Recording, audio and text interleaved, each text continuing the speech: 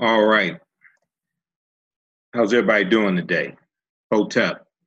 Hey, this is Michael Imhotep, host of the African History Network show, founder of the African History Network. I'm a talk show host, researcher, lecturer, and writer. Hope everybody's doing well today.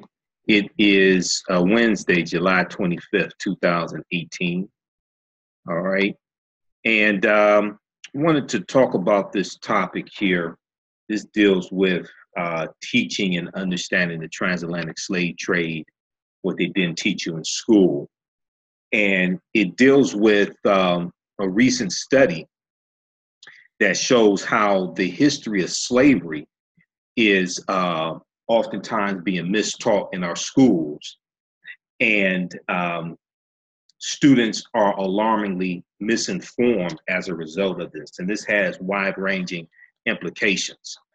And then also we'll deal with topic of understanding the transatlantic slave trade, what they didn't teach you in school. And we'll deal with the online course that I teach on this subject, okay? And it's all on demand. It's a 14-hour, 7-session online course, all right? So I want to bring up this PowerPoint presentation. How's everybody doing? Share this broadcast on your Facebook page. Invite your friends to tune in. So there was a study done by the Southern Poverty Law Center called Teaching Hard History, American Slavery. Teaching Hard History, American Slavery. And there was an article from, there were a number of articles about this in early February of 2018. The first one that I saw was from the Atlantic.com, and it was called What Kids Are Really Learning About Slavery, What Kids Are Really Learning About Slavery. And when I travel, when I do lectures, when I'm at different conferences, things like that, I talk to African-American parents, and oftentimes they talk about how a lot of our history is not being taught in schools. Even here in the Detroit area, I get this as well, okay, from a lot of African-American parents. So I was just at the Black Homeschooling Conference, July 13th through the 15th in Atlanta. And a lot of this information has to be taught in the home, but pressure has to be put on the various school systems by African-American parents, parent associations, by the parent associations, et cetera, to change what is being taught in the schools, okay? So here's some tools dealing with that, all right? Okay, share this broadcast on your Facebook page, invite your friends to tune in. So let me pull up this PowerPoint presentation here. And these are some of the slides that, this is some of the information that I deal with in the online course that I teach called Ancient Kemet, the Moors and The Maafa, Understanding the Transatlantic Slave Trade, what they didn't teach you in school. And Kemet is one of the original names for Egypt. Egypt is not what we called it. And the Moors deal with those Africans who go into Europe in 711 AD, going to the Iberian Peninsula, today known as Spain and Portugal. And they civilize Europe, okay? They're taking the teachings from ancient Egypt into Europe, these Africans, okay? All right, so there was an article called What Kids Are Really Learning About Slavery, all right, from the Atlantic.com. And they talk about how a new report finds that the topic is mistaught and often sentimentalized, and students are alarmingly misinformed as a result. Now, this statue that you see right here, this is a statue of Abraham Lincoln and a benevolent slave, all right? It's called the Lincoln Emancipation Statue, the Lincoln Emancipation Statue. And it was paid for by former enslaved Africans and erected in Washington, D.C. in 1876. So this is 11 years after slavery ends. This is 11 years after Abraham Lincoln is assassinated. He was shot April 14th, 1865 at the Ford Theater, all right? And this statue has been criticized for representing the history of slavery from a paternalistic perspective, all right? So this study is called Teaching Hard History, American Slavery. It's from the Southern Poverty Law Center. It's 52 pages. I downloaded it and got it printed up. It's an excellent, excellent study. And some of the information they talk about in here coincides with what I teach in the online course that I teach. Now, I put together the online course before this study even came out. I've been studying for 26 years, African history, African-American history, culture, entrepreneurship, economic empowerment, things like that, right? So in the article from theatlantic.com, here's what they say. A new report released by the Southern Poverty Law Center's Teaching Tolerance Project points to the widespread failure to accurately teach the hard and nuanced history of American slavery and enslaved people. Collectively, the report shows that slavery is mistaught, mischaracterized, sanitized, and sentimentalized, leaving students poorly educated and contemporary issues of race and racism misunderstood. Poorly educated and contemporary issues of race and racism misunderstood. So this has a wide-ranging impact. This impacts what we see today, the debate over the Confederate monuments and insensitivity when it comes to addressing African Americans' issues, which are historical. And we're dealing with a history of a maldistribution of wealth, power, and resources into the hands of the dominant society. We're dealing with the legacy of 246 years of slavery, the theft of 2.3 billion acres of land from Native Americans and African people.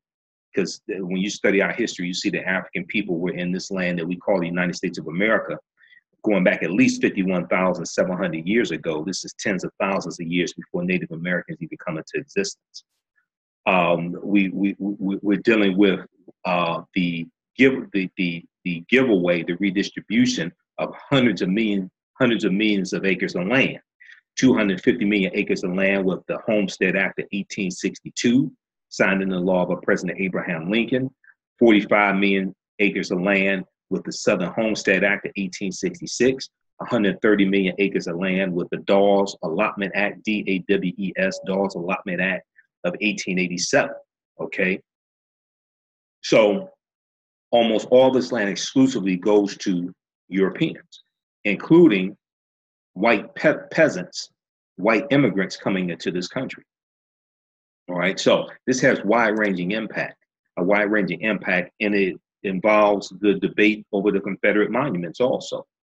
So in what it describes as the first analysis of its kind, Teaching Tolerance conducted online surveys of 1,000 American high school seniors and more than 1,700 social studies teachers across the country, okay? The group also reviewed 10 commonly used U.S.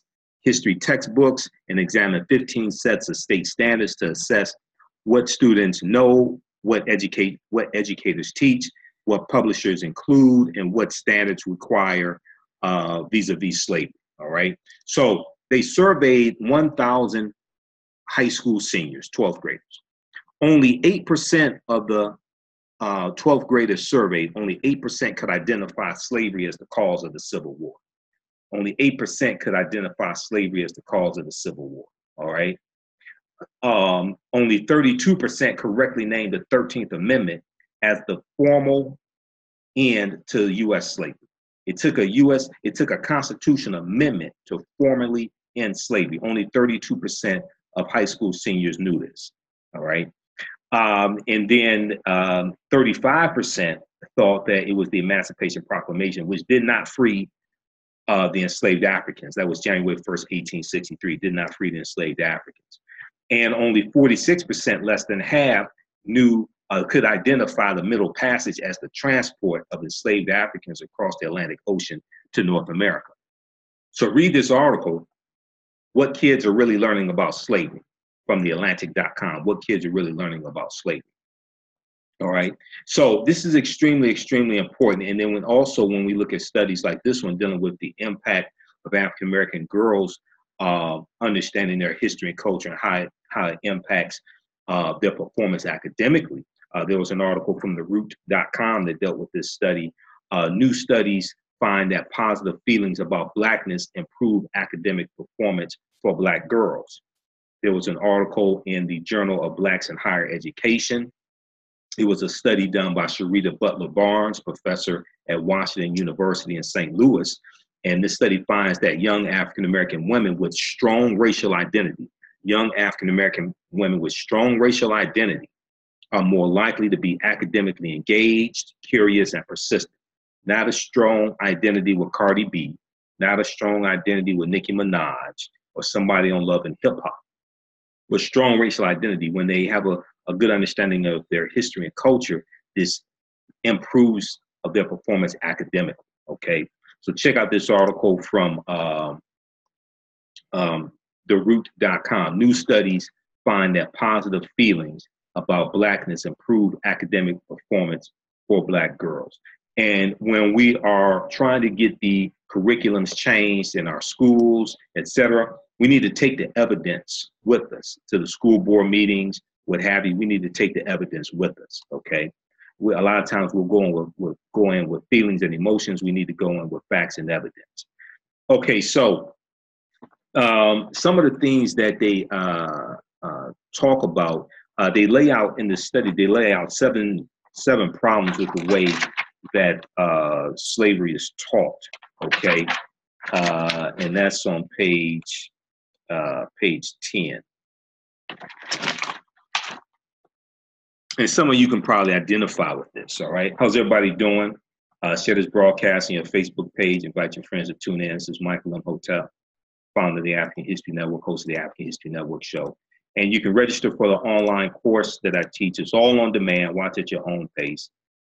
Understanding the transatlantic slave trade, what they didn't teach you in school. It's regularly $60. It's on sale $40 right now. It's a 14-hour, 7-session online course. We just posted the link here. It's also on the homepage of AfricanHistoryNetwork.com.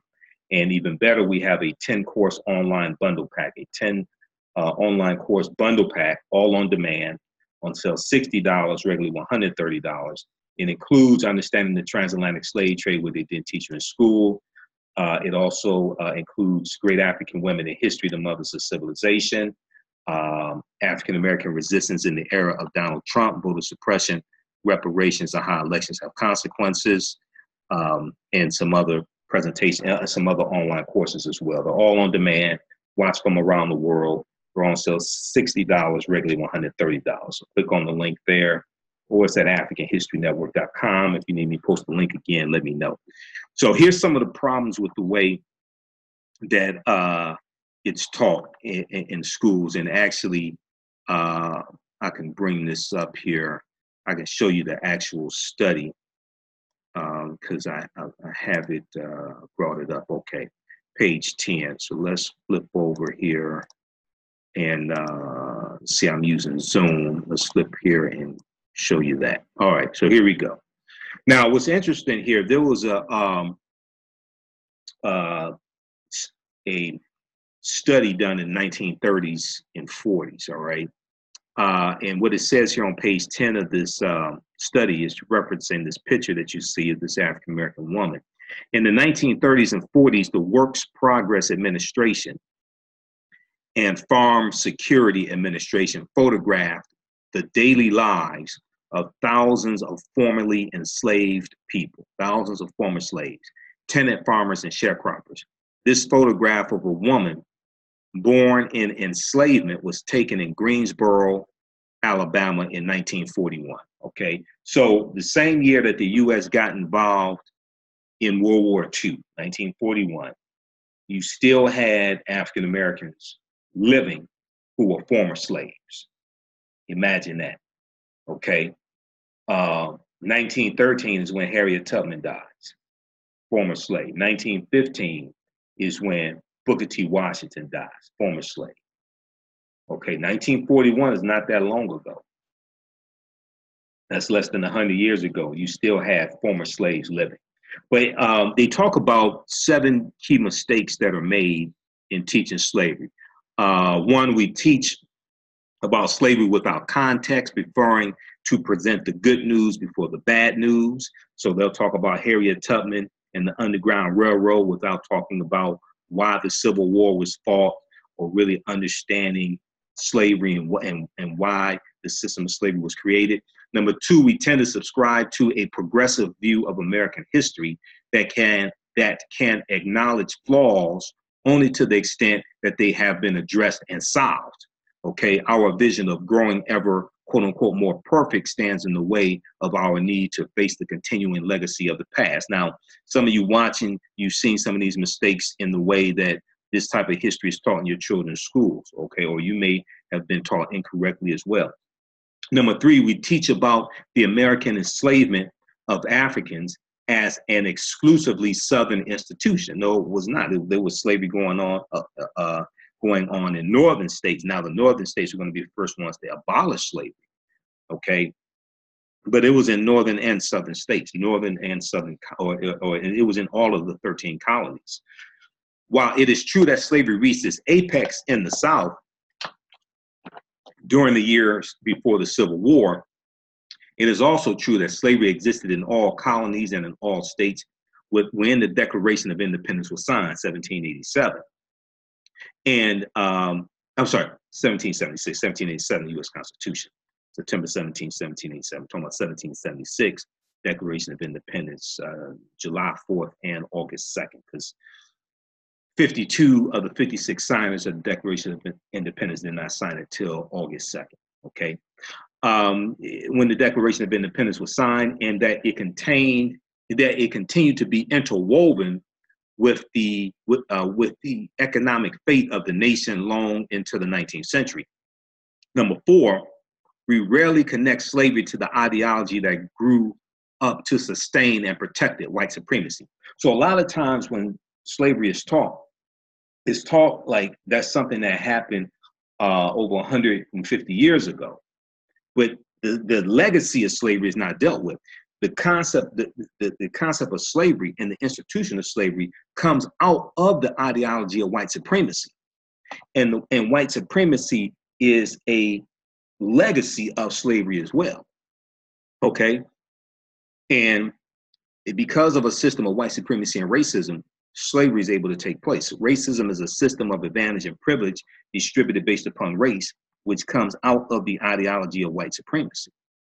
Racism occurs when one race of people control the majority of the wealth, power, resources, privileges, benefits, land, access to education, access to opportunity, jobs, media, etc., and they use that to marginalize, subordinate, and do harm to another race of people. This is what racism is.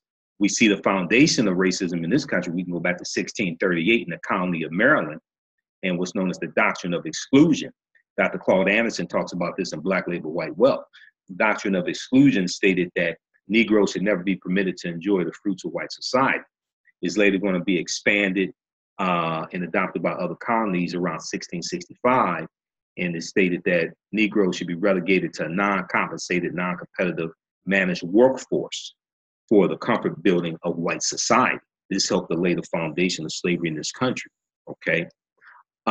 So this is what we're dealing with. So number four, we rarely connect slavery to the ideology that grew up to sustain and protect it, white supremacy, all right? Now, I would differ a little bit. Slavery comes out of the ideology of white supremacy, all right? So it didn't just sustain and protect white supremacy. I mean, white supremacy did not just sustain and protect slavery. Slavery comes out of the ideology of white supremacy. Number five, we often rely on pedagogy poorly suited to the topic. We often rely on pedagogy poorly suited to the topic. So when we ask teachers to tell us about their favorite lesson when teaching about slavery, dozens proudly reported classroom simulations. Simulation of traumatic experiences is not shown to be effective as a learning strategy and can harm vulnerable children. Okay, so they're doing reenactments of slavery. That could be very damaging to children. And when we look at the article from theatlantic.com, what kids are really learning about slavery, they talk about how it's wrong to teach slavery with these slave simulations. They give some examples. A class of middle schoolers in Charlotte, North Carolina, was asked to cite 4 reasons why Africans made good slaves. Okay, that's not good. Nine third grade teachers in suburban Atlanta assigned math word problems about slavery and beatings. Slavery and beatings. A high school in the Los Angeles area reenacted a slave ship with students lying on the dark classroom floor, wrists taped, as staff played the role of slave ship captains. And for a lesson on colonial America, fifth graders at a school in northern New Jersey had to create posters advertising slave auctions. Okay, that's not a good way to teach slavery. All right, that's not a good way to teach slavery. Okay, so number six, we rarely make connections to the present. How can students develop a meaningful understanding of the rest of American history if they do not understand the scope and lasting impact of enslavement? If they do not understand the scope and lasting impact of enslavement, Reconstruction, the Great Migration, the Harlem Renaissance, and the Civil Rights Movement do not make sense when so divorced from the arc of American history. To understand all of that, you have to understand the 246 years of slavery, which leads to the Civil War of 1861 to 1865, which leads to Reconstruction 1865 to 1877, which leads to Plessy versus Ferguson 1896 and legalizing the Jim Crow laws and things like this, which leads in, you're going to have World War I, the Great Migration, 1970 or so, 60 or 70 or so, World War II, race riots, things like this, race riot in 1943 in Detroit. But even going back before that, as African Americans move from the South up north, because of the Great Migration, you have an increase in racial tensions. You have an increase in race riots up north and racial disturbances in the north, which is then going to lead to white flight after World War II ends in the building of the suburbs in the late 1940s, okay? So all you have to understand the continuum, a chronology of history. Okay, so number seven, we need to center on the white experience. We tend to center on the white experience when we teach about slavery. We tend to center on the white experience when we teach about slavery, okay? Too often the varied lived experience of enslaved people is neglected while educators focus on the broader political and economic impacts of slavery. Politically and socially, we focus on what white people were doing in the time leading up to the Civil War, as opposed to what African Americans were doing. All right, and one of the things they recommend is reading the slave narratives. Okay, so you get it. So you get an idea here, and then on page 16, they lay out some key concepts on how to better teach it. Okay, some key concepts. Slavery, which was practiced by Europeans prior to their arrival in the Americas, was important to all the colonial powers and existed in all of the European North American colonies. Number two, slavery and the slave trade were central to the development and growth of the economy across British North America and later the United States. Number three, protections for slavery were embedded in the founding documents. Enslavers dominated the federal government, Supreme Court, and the U.S. Senate from 1787 to 1860.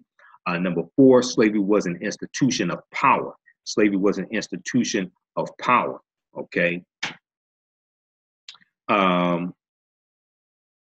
Slavery was an institution of power designed to create profit for the enslavers and break the will of the enslaved, and was a relentless quest for profit abetted by racism, okay? Number five, enslaved people resisted the efforts of their enslavers to reduce them to commodities in both revolutionary and everyday ways, okay? Somebody should tell Kanye West this. Number six, the experience of slavery varied depending on time, location, the crop that was grown on the plantation, labor performed, size of slaveholding, and gender. Okay. Number 7, slavery was the central cause of the Civil War. And you have a lot of this information a lot of adults don't know, whether they're African American or white. Okay, there are a lot of African Americans that don't know this history. A lot of white people don't know this history. The reason why is because they were purposely mistaught in school.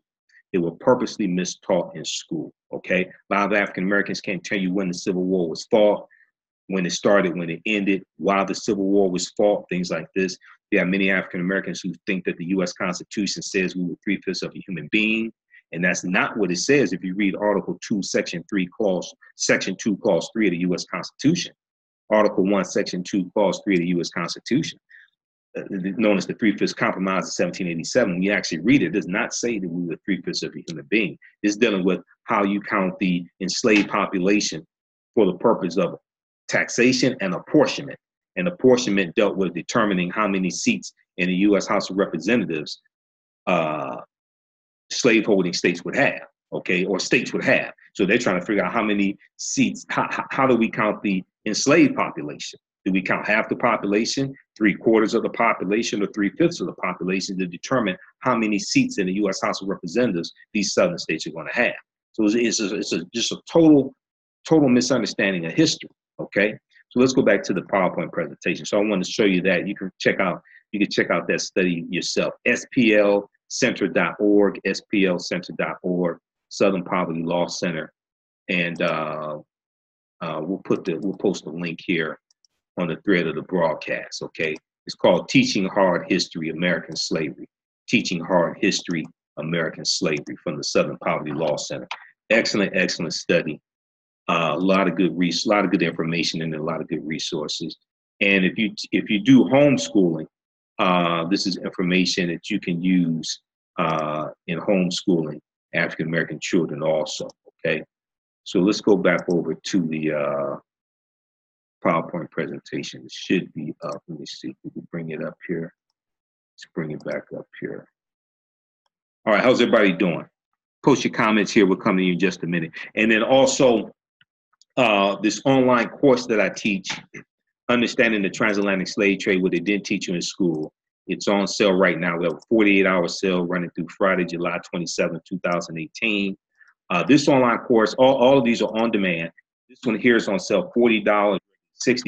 It's a 14-hour, 7-session online course. We do a PowerPoint presentation. These are some of the slides from the presentation. We deal with thousands of years of history. It's called Ancient Kemet, the Moors and the Maafa, Understanding the Transatlantic Slave Trade, what they didn't teach you in school, okay? Ancient Kemet, the Moors and the Maafa, Understanding the Transatlantic Slave Trade, what they didn't teach you in school. All right. And, okay.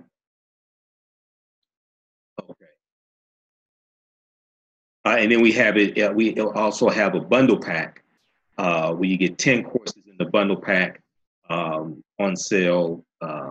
It's on sale $60, regularly $130, okay? And just click on the link there. We posted it here. Also, it's on the homepage of AfricanHistoryNetwork.com. All right, so let's go back to the PowerPoint presentation here.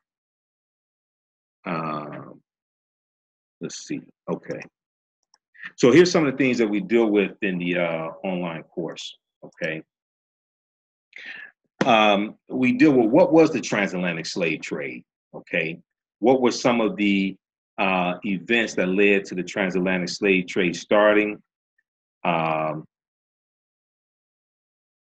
What were some of the things that led to the transatlantic slave trade starting? What role did Christopher Columbus play? Now, Christopher Columbus is crucial, essential to the spread of the transatlantic slave trade. Yes, it started before August 3rd, 1492, when he set sail on the Nina, the Pinta, and the Santa Maria, all right? Because we see the Portuguese are the first ones involved right around 1440. But Columbus, in his 4 voyages, helps with the spread of the transatlantic slave trade. So we see Columbus was born August 26th. So he was born sometime between August and October, okay? Don't know his exact birth date of 1451. He dies May 20th, 1506. He went on 4 voyages, all right? So his real name was not Christopher Columbus, as most people know, okay? In Italian, it was Cristoforo Cristoforo Colombo, okay? And in Spanish, it was Cristobal Colon, all right? Christopher Columbus is the English version of his name. So we look at where he went on his 4 voyages. As I explain to people when I do my presentations and teach the classes, things like this. Columbus never came to the land we call the United States of America. He never came to the land we call the United States of America. The closest he came here is Cuba, which is 90 miles away, okay? So his first voyage, August 3rd, 1492, he goes to the Bahamas, he called San Salvador. We call it the Bahamas. He went to Cuba and Hispaniola, which is Haiti. Second voyage, September 1493, he goes into the West Indies and Boricuan, which is Puerto Rico. He goes into Jamaica also in 1494. May 1498 goes into Trinidad and Venezuelan mainland in South America. And then also May 1504, he goes into Panama and Honduras in Central America. Okay, this is his 4th and last voyage. He never comes to the land we call the United States of America. All right, but Columbus is going to help lay the foundation for slavery, racism, capitalism, the exploitation of indigenous people, etc. And Spain is going to extract this wealth out of these lands that they're conquering and use this wealth, use the gold and silver and things like this to rebuild Spain. These European countries are coming out of the Dark Ages. It's going to be the teachings that the Moors take into Europe that bring Europe out of the Dark Ages. So when I teach about the transatlantic slave trade, I don't deal with the last like 400 years of history or 500 years of history. We deal with 50,000 years of history. We deal with ancient Egypt. We deal with the Moors. We deal with a lot of history, and we deal with this chronologically. Okay, the transatlantic slave trade is not an episode in history. It's not just something that just happened out of history. Okay, it is the result of a sequence of historical events that have a domino effect and lead to a larger event taking place. Now, also important to understand, and Dr. David Imhotep talks about this in his book, The First Americans Were Africans, Documented Evidence, and this is one of the books that we reference in the class. You don't have to buy any of these books, anything like this, but we use them as a reference, okay? At least 70% of the people Columbus encountered on his 4 voyages were African people, because we were in a lot of those areas prior to the transatlantic slave trade starting, okay? You read The First Americans Were Africans, Documented Evidence by Dr. David Imhotep. All right, so we deal with, let's go back here. So we deal with what role did Christopher Columbus play? When did Africans first come to the U.S. as slaves? Now, this is a big problem because we're taught, and I have to correct a lot of PhDs on this also. We're taught that African people first came to this land August 20th, 1619 in Jamestown, Virginia. Now, that did happen, but we were here for tens of thousands of years before that, number one. Number two, even as enslaved Africans, the Spanish are taking Africans into the territory we today call South Carolina in the 1520s. Okay, this is about 100 years before Jamestown, Virginia. And also, if some of you saw the interview I did with Professor Kaba Kamene back in May when we dealt with Kanye West, we talked about how when the Moors are being conquered in Spain, okay, in the late 1400s, Moors are being conquered in Spain, and as they're being expelled, okay, and you have different waves of them leaving. Even going into the 1500s, you have different waves of them leaving. Some are fleeing, some are leaving, others are being conquered and enslaved by the Spanish. And they're being taken into Spanish territories. And some are taken into South Carolina, some are taken into Florida, some are taken into Mexico. This was all Spanish territory, okay? And this is something that Professor Kaba Kamene, formerly known as Booker T. Coleman, you see him in the Hidden Colors documentaries. This is something that he talked about when I interviewed him back in May 2018 when we dealt with Kanye West and Kanye West's idiotic comments about slavery. Okay, and you can we have that on YouTube. Our YouTube channel, Michael Imhotep on YouTube, is here on Facebook also. The African History Network on Facebook, and audio podcast is at our website, AfricanHistoryNetwork.com. All right, so you have to really understand this history. Okay, so this is why the online course is 14 hours broken up into 7 sessions. It's all on demand. It's a lot of information that we cover. Okay, so we deal with did Africans sell themselves into slavery? We deal with that complicated history because it's not the way that is oftentimes taught. Were African people in America before the slave trade? Okay, we deal with that as well. Like I said, we were here going back at least 51,700 years ago. I'll come to that in just a minute here. We deal with the 800-year occupation of Europe by the Africans known as the Moors. Shocking archaeological discoveries that are causing experts to rethink everything. We deal with a lot of archaeological discoveries that have come out in the past few years. And when these archaeological discoveries come out, the scientists, the archaeologists, the paleontologists, they say that it's causing them to have to rethink everything. They keep having to push these dates back. Okay. There was a discovery that we talk about in the class that took place back around June or July 2017. And it was in Morocco. And they found remains of Homo sapiens that date back 300,000 to 350,000 years old, of modern man. 300,000, 350,000 years old. This is 100,000 years older than the oldest remains that they had prior to that, which were found in Ethiopia that date back 195,000 years ago. So it's saying they're saying they have to push these dates back and they have to rethink everything now. Okay. So the deeper they dig, the blacker the planet gets, the more research they do, the older we get. All right. We just posted the link of the information for the online course. You can register for that. As soon as you register, you can start watching. And we have a 48-hour sale going on right now also. So these are on sale. Understanding the transatlantic slave trade is $40, regularly $60. The 10-course online bundle pack is $60, regular $130. So this is Dr. David Imhotep. He wrote the book, The First Americans Were Africans, Documented Evidence, groundbreaking book. And he talks about how he stands on the shoulders of Dr. Ivan Van Sertima, who wrote They Came Before Columbus in 1976. But this book goes way beyond that because there's more information available, more archaeological discoveries.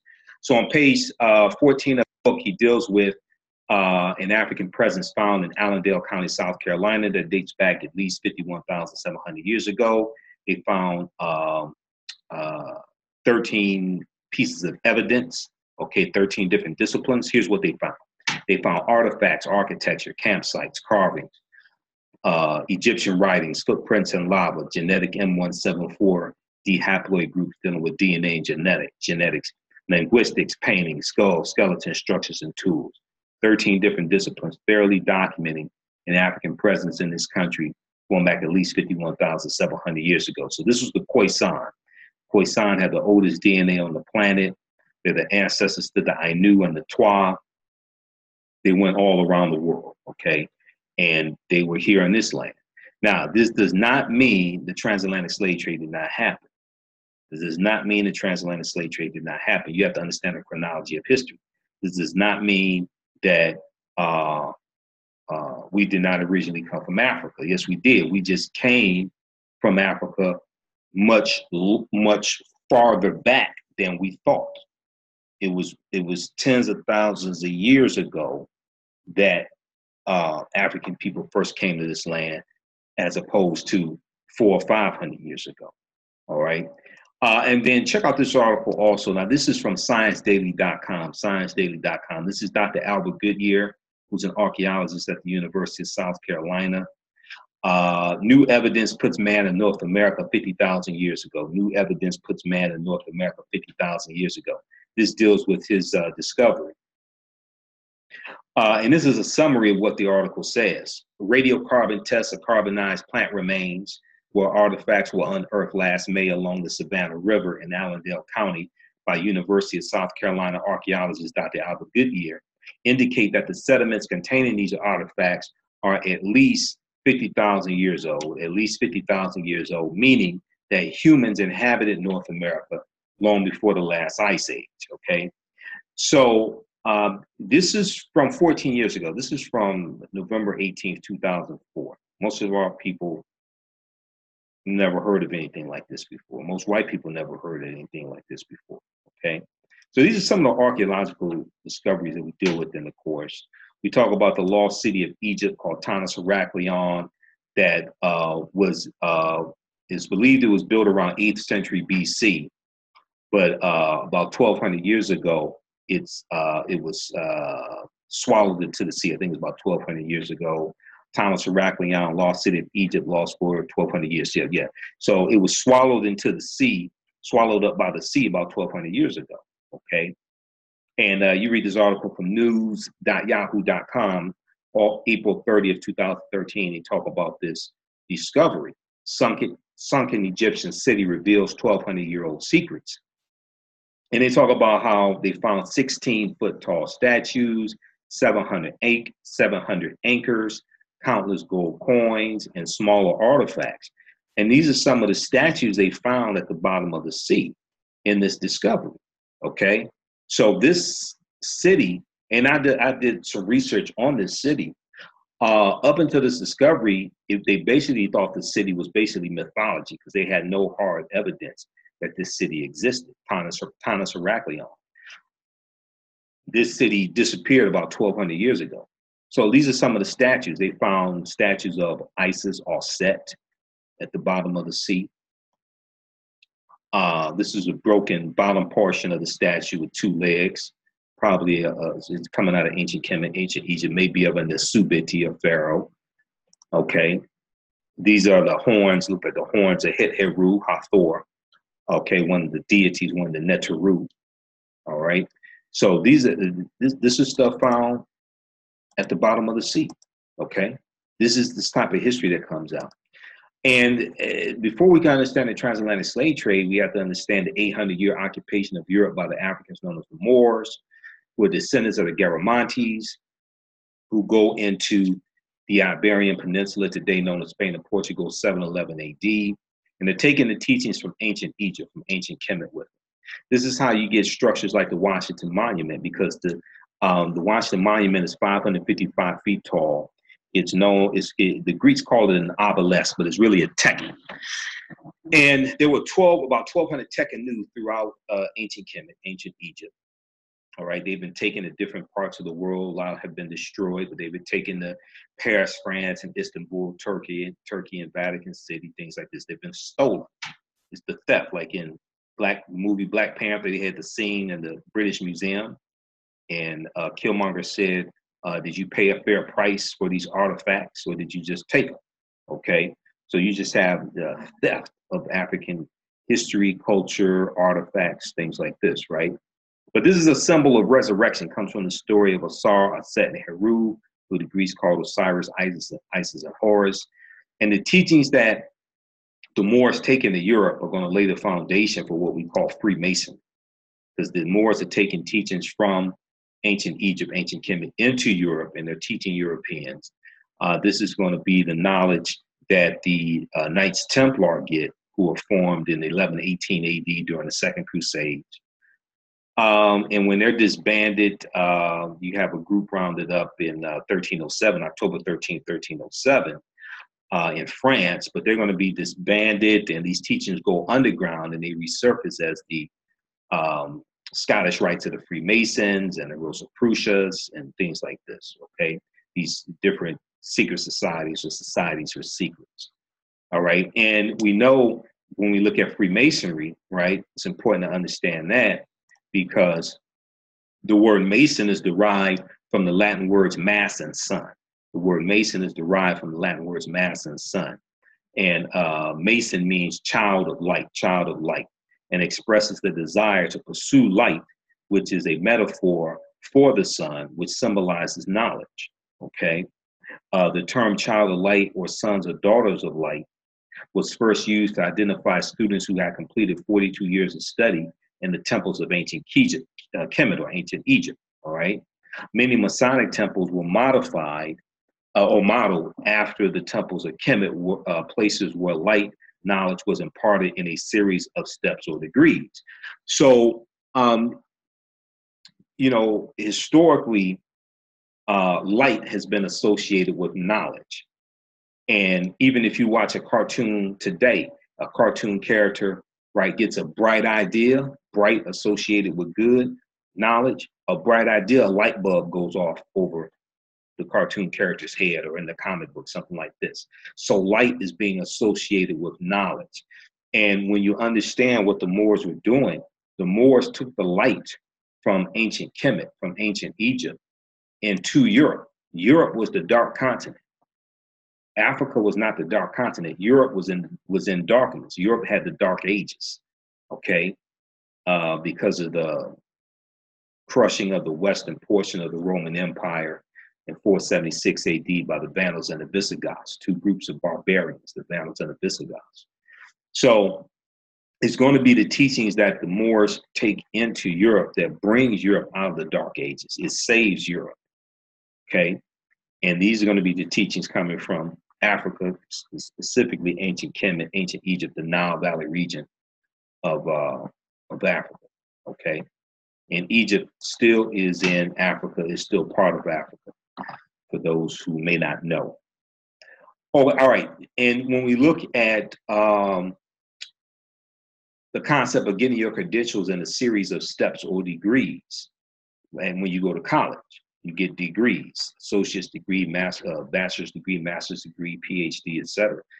This comes from the temples where the knowledge was taught, and the liberal arts were taught in these temples, the 7 liberal arts. If you read Stolen Legacy by George G.M. James, he talks about the trivium and the quadrivium, the 3 and the 4.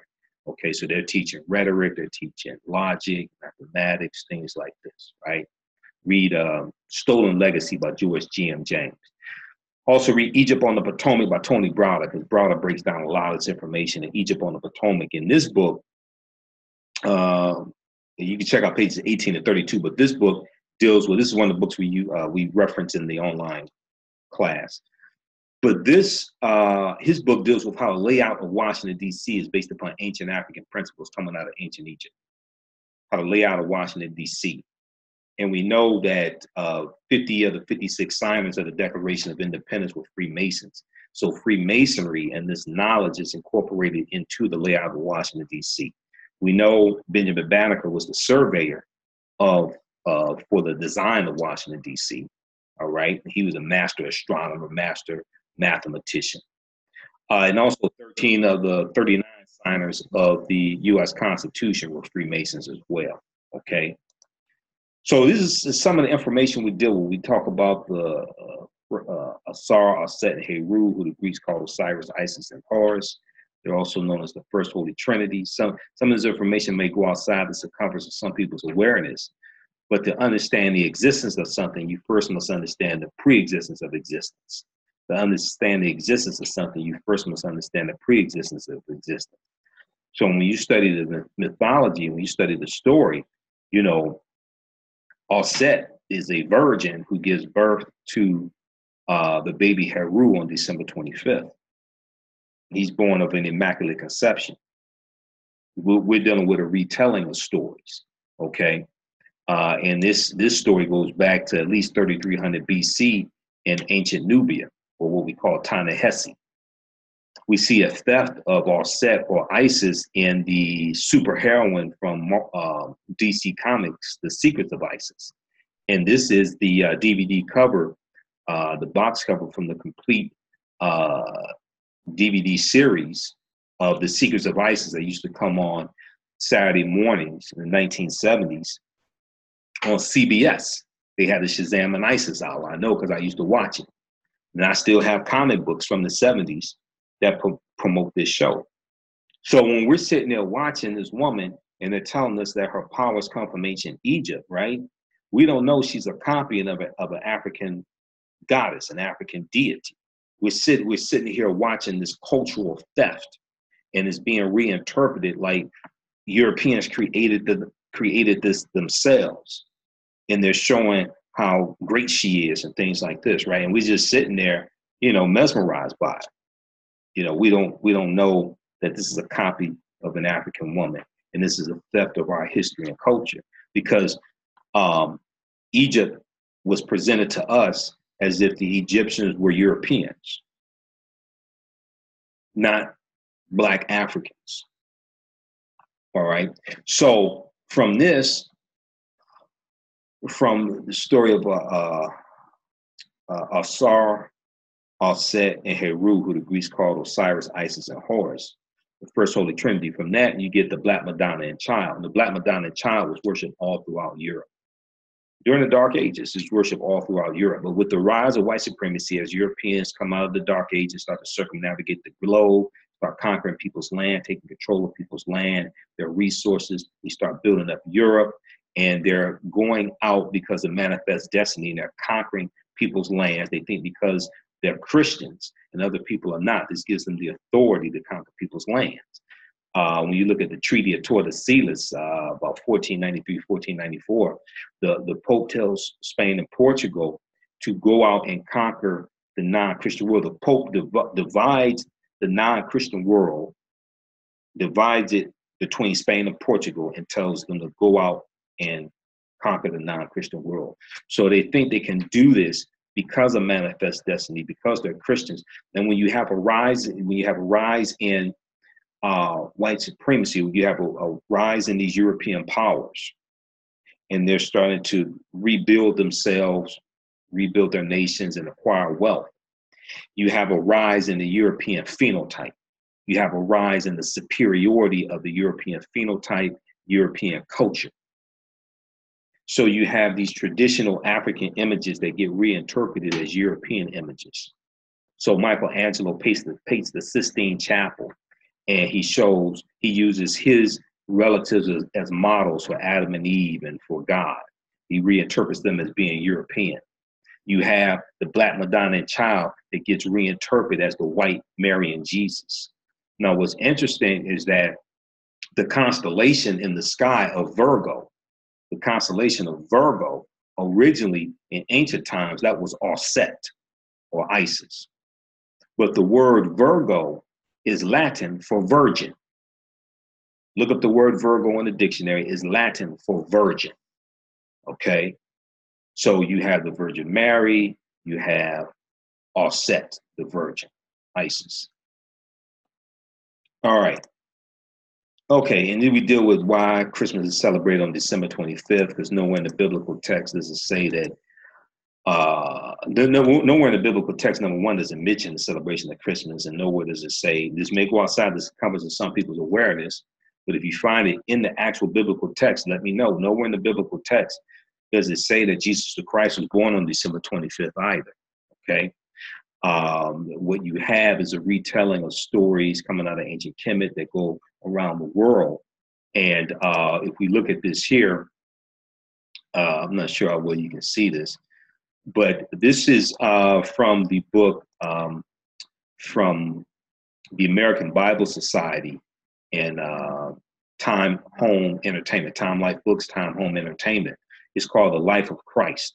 If you read Christianity Before Christ by Dr. John G. Jackson, you'll get some of the same information. They talk about this as well. Christianity Before Christ by Dr. John G. Jackson. All right. They talk about this some as well in this book.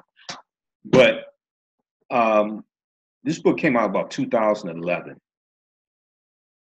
And on page 55 of this book, this is the 2011 edition, because they took this information out in later editions. They talk about why December 25th, why December 25th. And they actually admit, we don't know the actual date of Jesus' birth, but it most likely was not on December 25th. Now, this is the American Bible Society, okay? This may be why they took it out, because this information is accurate. If you read the Christianity Before Christ, even if you go to history.com, the History Channel, and search for Christmas, and they have video clips from documentaries they've done dealing with the origins of Christmas, and they tell you some of this information as well. Okay, but it talks about how in Christianity's early years, people. Let me see. Hold on. Let me flip over to this one here. In Christianity's early years,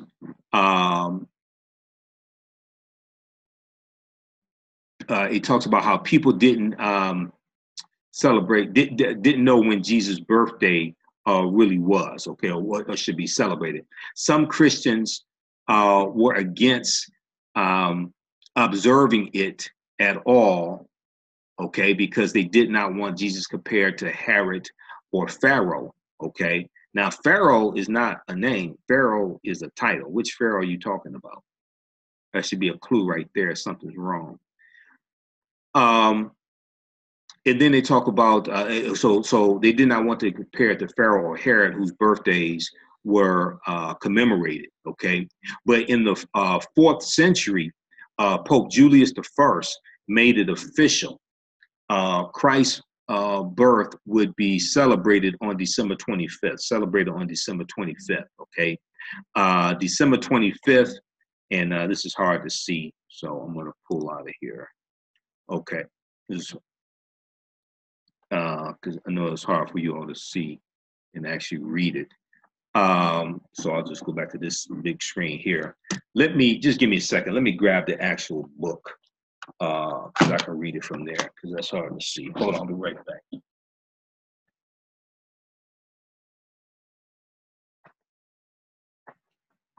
Just a second, let me grab the actual book.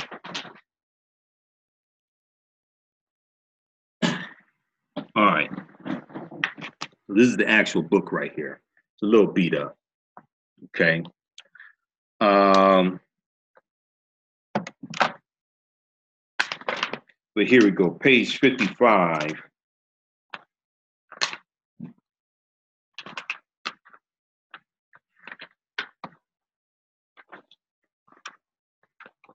Page 55, right? Why December 25th? Why December 25th?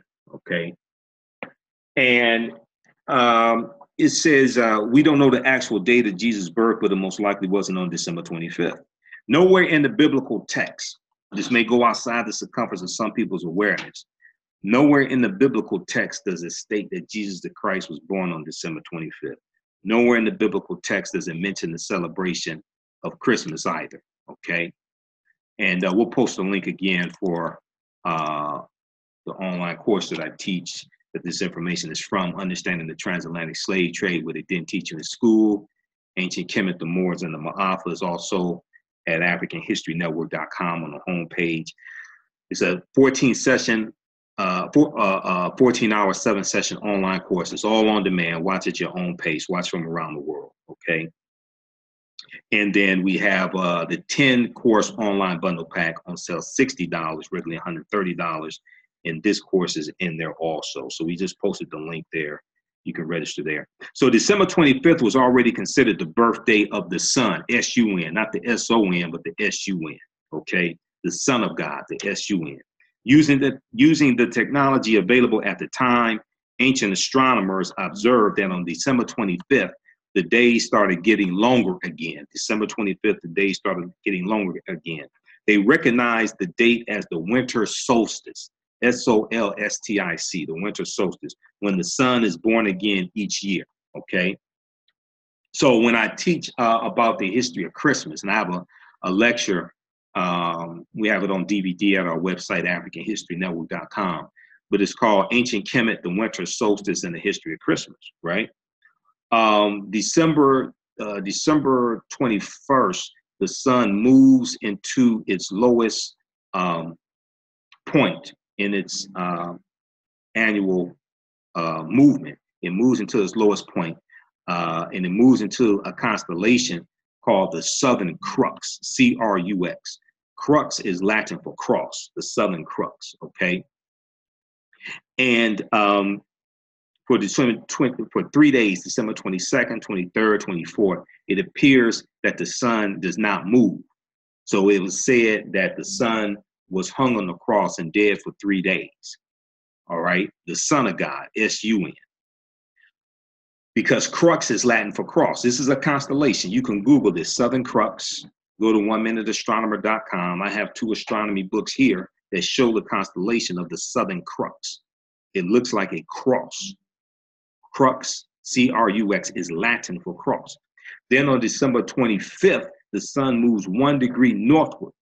And each subsequent day, you have more and more sunlight. So December 25th in ancient times was known as the birthday of the sun, S-U-N, or the Son of God, S-U-N, not S-O-N. So they recognize the date as the winter solstice when the sun is born again each year, okay? And then let me put this, I'll put this back up for you to see, if maybe you can see it. Okay, the Romans celebrated the birthday of the god Sol Invictus, or unconquered sun, Sol Invictus, on December 25th. The day was also recognized as the birthday of Mithra, Mithra, the sun god or deity of the ancient Persians. And if you read Christianity Before Christ by Dr. John G. Jackson, he goes deep into all of this also here, all right? This is just a brief synopsis. The day also recognized the birthday of Mithra, the son of God of the ancient Persians, and the birthday of Attis, A-T-T-I-S, an agricultural god worship in Asia Minor. Now check this out. By choosing December 25th, the church avoided upsetting the masses of the people. No one wanted their festivals canceled. So the church simply combined the new Christian holiday with pagan traditions. Because this is under the Roman Empire. The Roman Empire is constantly expanding. They're conquering people who have different beliefs, different religions, different practices. So they are incorporating certain practices from these different people they're conquering into Christianity. Okay? And it makes the transition for a lot of these people they're conquering into Christianity easier because they're seeing certain similarities.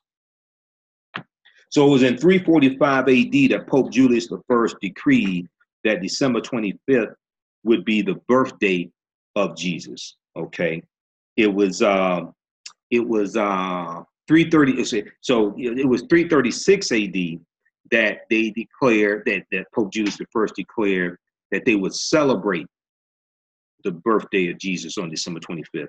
It was 345 AD that he decreed that December 25th was the birthday of Jesus. Now, he had no evidence to decree that, but this is what they did. But this fell in line with when the other sun deities or sun gods, when their celebrations were, when their birthdays were, is on or around December 25th. All has to do with astronomy. All has to do with the winter solstice, okay? This is what you're dealing with. What happened was they took astrotheology. If you actually understand the Bible, Helios Biblos, Holy Bible, Helios Biblos, look up the etymological derivation of the word Holy Bible. It comes from Helios. Helios means sun. Biblos, Bible comes from the word Biblos. But Bible historically did not mean book. The word Bible comes from Biblos, B-I-B-L-O-S, B-Y-B-L-O-S, B-U-B-L-O-S, or maybe B-U-Y-B-L-O-S, Bublos. Bublos was the Phoenician city where the early Christians went to get the papyrus, which was an early form of paper, okay, to write down these stories that they're seeing on the walls of the temples of the Amen priest and priestesshood. Amen, A-M-E-N, Amen, the Amen priest and priestesshood. The early Christians are worshiping inside the temples of the Amen priest and priestesshood, and they have all these stories drawn on the walls. They go to the Phoenician city of Bublos to get the papyrus. Okay, and they named the book after the city that they got the paper from to write the book in the first place. So when you look up the word Bible, or even if you look up the word Bublos, it tells you that Bublos was a Phoenician city that was known for producing papyrus. Papyrus is an early form of paper. And then at the end of their prayers, they put the word Amen at the end of their prayers in honor of the Amen priest and priestesshood who let them worship inside their temples. Because Amen does not mean it is so. People say that, but Amen dealt with the hidden aspect of the creator as the sun sets. Amen dealt with the hidden aspect of the creator as the sun sets, okay? So you have to, and if you read Egypt on the Potomac by Tony Browder, he deals with this also, Egypt on the Potomac by Tony Browder. So you have to understand this history, this chronology of history, understand history in different time periods. So this is why in the online course, when we teach about the transatlantic slave trade, we don't deal with the last 500 years of history. See, we're going back long before then. All right. So to really understand this, historical events don't happen in a vacuum. They are the results of a sequence of historical events. All right. That have a domino effect. Okay. And as Professor Kaba Kamene talks about, he says, to understand the existence of something, you first must understand the pre-existence of existence. Okay, so these are some of the things we deal with. We deal with the 800-year occupation of Europe by the Africans known as the Moors, shocking archaeological discoveries that are causing experts to rethink everything, the role insurance companies play in slavery and how insurance companies took out insurance policies on slave ships and enslaved Africans on the plantations, Freemasonry, America, and the Founding Fathers. 52 of the 56 signers of the Declaration of Independence were Freemasons. The origins of the term America and Africa, because it's not what we think. Africa was not named after Publius Cornelius Scipio Africanus, a Roman general. That's a bunch of nonsense. That's wrong historically as well as etymologically and linguistically. That's just false, totally wrong. Just like Willie Lynch. Willie Lynch never historically existed. That's some more BS. Okay. We do the problem with slave movies. While we being bombarded with slave movies and a slave-themed TV show, Asar, Alset, and Heru, and the origins of the Immaculate Conception story, links to ancient Kemet, Egypt, and early Christianity, and a lot more. Okay, so this is an overview of some of the things we deal with in this online course. All right. Stephen Biko, one of our great South African freedom fighters, he taught us the most potent weapon in the hands of the oppressor is the mind of the oppressed. The most potent weapon in the hands of the oppressor is the mind of the oppressed. And we have to take our minds back. And, Malcolm X taught us about the media. You see the picture of Malcolm behind me. Malcolm's one of my heroes, as well as Muhammad Ali. Malcolm said that the media is the most powerful entity on earth. They have the power to make the innocent guilty and the guilty innocent. And that's power because they control the minds of the masses. All right. So this type of information is extremely important. So we have to counter what is the misinformation being taught in the schools. We have to get the correct information incorporated into the schools. This is why I opened up talking about the study from the Southern Poverty Law Center, Teaching Hard History.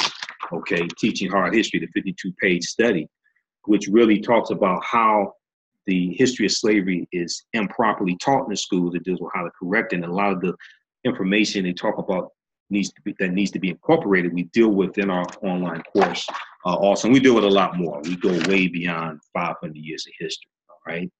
So let's go. So how do you all like this type of information? How's everybody doing? How do you all like this type of information? We have Mike and we have Ivan and Janae, Tiffany. Tiffany said, too deep for my mind. Wow. Okay. All right. So if you like this type of information, you definitely want to register for the online course that I teach. Is all on demand. You can watch at your own pace. As soon as you register, you can start watching. We just posted a link again. We have it on sale. It's regularly $60. It's on sale $40. The best value is the 10-course online bundle pack. That's on sale $60, regularly $130. It includes understanding the transatlantic slave trade, what they didn't teach you in school. It includes great African women in history, the mothers of civilization. These are PowerPoint presentations that I'm doing. We have slides, we have video clips, a lot of information for you. And you can go at your own pace. You can watch from around the world on your smartphone, your tablet, your computer. Okay. We just posted a link again. It's also at AfricanHistoryNetwork.com. Also in the 10-course online bundle pack, which is on sale. So we have a 48-hour sale. This is running through Friday, July 27th, 2018. But you can register right now. You can start watching right now, start learning. So if you like this this brief overview that I gave you, the online courses are going to totally blow you away. And you can share them with children also, because they're not vulgar. We don't do a lot of cursing, things like this. It's summertime, right? You want to keep your children sharp. You want them to learn. This is an excellent opportunity. It incorporates, they can watch online, they can go do more research online, etc. So this is an excellent opportunity for them to learn and stay sharp during the summer, all right? So we have Sophia. Jesus was born in the fall. We think September 11th birth. Janae, Ivan, Mike. Share this broadcast on your Facebook page. Invite your friends to tune in also. Okay, and when you register for our online course, when you order that, that also helps to support the African History Network as well. It helps us to keep doing the research, stay on the air, pay the bills. Helps us, this platform that the online classes are on, we have to pay them each month, things like that. So that helps to support the African History Network. We'll come to some more of your comments here in just a minute. Also, if you want to donate to the African History Network, you can do that at paypal.me/the AHN show. Paypal.me/the AHN show. And if you want to donate $5, $10, $15, $25, $50, $100, you can do that. And you can also, if you want to, you can set it up for a recurring donation as well if you choose to do so. We really appreciate that. Donovan said, love it. Crystal, I'm loving this. Okay. Greg Osborne, how you doing, Greg? Pamela, awesome. Okay. So if you like this type of information, you should definitely register for the online courses. Vincent, excellent. Duval, love this. And the people's history and culture teaches them how to deal with the problems of the past, in the present, and the future to meet the needs of the community. A people's history and culture teaches them how to deal with the problems of the past, in the present, and the future to meet the needs of the community. The history and culture is connected to the economic empowerment that so many people talk about. It's connected to the political empowerment that so many people talk about. So my background is in all three of these areas, so I understand this. So when I teach, I deal with, understanding that synthesis, okay? And this is what Dr. Leonard Jeffries and Professor James Small talk about when they teach about the pyramid principle. And we see that the foundation of the pyramid, this is a pyramid of Khafre from Giza. We see the foundation of the pyramid is African history and culture. Once again, this gives us our VIPs, our values, our interests, and our principles. This influences our economic empowerment, our political empowerment. It influences how we see the world, the cultural paradigm that we see the world through, okay? This influences how we make our money, what we do with our money. So we have the economic empowerment portion. We have the economics, the entrepreneurship, controlling the resources in our community, the land, owning the businesses, etc. Become the #1 employees of our people, just like every other ethnic group. Then we have the political empowerment. And politics impacts every aspect of your life, from the water you drink to the air you breathe to the food the water you drink, the air you breathe to the food you eat. Politics is the legal distribution of scarce wealth, power, and resources, and the writing of laws, statutes, ordinances, amendments, and treaties, their adoption, interpretation, and enforcement. This is what politics is. Politics is the legal distribution of scarce wealth, power, and resources, and the writing of laws, statutes, ordinances, amendments, and treaties, their adoption, interpretation, and enforcement. So we have to have a synthesis of all of this. It's not just the history, culture, and speaking Kiswahili or speaking Tree or speaking Medu Net or things like this. You have to have a synthesis of all of this. Okay, so this is extremely important to understand. All right. So let's look at some more of your comments, Maxine. So thanks for sharing. Okay, and then also you can advertise if you are an African American business owner. You can advertise with the African History Network. Some of you have seen me talk about this. We place your 60-second commercial into the audio podcast of our radio show, the African History Network Show, which we do on Sunday nights, and we reach thousands of people across 6 different podcast platforms: Blog Talk Radio, iTunes, Castbox, TuneIn.com, Acast, and FM Play. Okay, we reach thousands of people on a weekly basis. So you can email us at customerservice@AfricanHistoryNetwork.com, customerservice@AfricanHistoryNetwork.com for information about advertising with the African History Network also. Okay, to promote your African American owned business, help you get new customers. All right, let's look at some more of your comments here. So Maxine, all right. And then those in San Diego, hey, I'll be in San Diego for Return of the Gods, the Real Family Reunion, Friday, August 10th through Sunday, August 12th, okay? It's in San Diego. I'm being honored this year. I'm one of the honorees.